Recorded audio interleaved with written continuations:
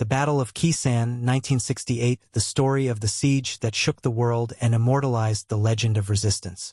Imagine yourself there, in the heart of the rain-soaked jungles of Vietnam, where the fog clings to the peaks like a deadly specter, and the humidity suffocates every breath. Khe Sanh Air Base, located on the edge of Laos, was not just a dot on the military map. It was the beating heart of America's strategy to contain the communist advance. But in January 1968, this base turned into an open hell, a hell that lasted 77 days and etched its name in the annals of war history as one of the bloodiest and most relentless sieges. The first night, when silence exploded, the first gunshots were not a surprise to the American soldiers, but they were a declaration of a nightmare they could never have imagined. 20,000 North Vietnamese soldiers and Viet Cong fighters infiltrated through tunnels and dense foliage, surrounding the base with tactical brilliance. They were hiding underground like snakes, one survivor later recalled. The artillery barrage began like unrelenting rain, while the Americans tried to hold their ground through Operation Niagara, the largest aerial bombardment campaign in history up to that point, dropping over 200,000 tons of bombs.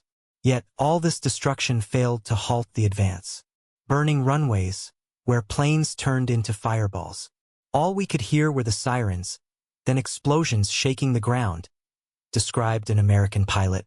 The Vietnamese, armed with simple weapons like mortars and RPG-7s, succeeded in turning the base into a blazing inferno.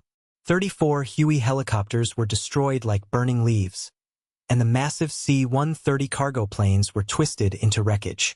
We could see smoke rising from the runway, as if hell was swallowing everything, one leaked radio message recounted. Heroes and victims, the blood that watered Vietnam's soil. Behind the official numbers lie tragic human stories. 205 American soldiers fell, many of them young men in their 20s who knew nothing about Vietnam except that it was a war against communism. The wounded, 1,668, were evacuated in battered helicopters, while the ground shook beneath their feet. But the Vietnamese paid an even higher price. 10,000 to 15,000 dead, their bodies forming human barricades around the base. They came in waves, as if death meant nothing to them, wrote an American soldier in his diary. The bitter end, when willpower outweighed technology. By April 1968, the siege was over. The Americans declared a tactical victory, but the truth was far darker. North Vietnam had achieved a strategic victory, forcing Washington to reconsider its calculations. The American public was shocked. How could we lose so much blood for a base we ended up destroying ourselves?